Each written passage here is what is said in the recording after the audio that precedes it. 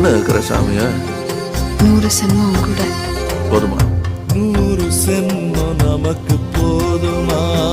வேற வர ஏதும் கேப்பமா?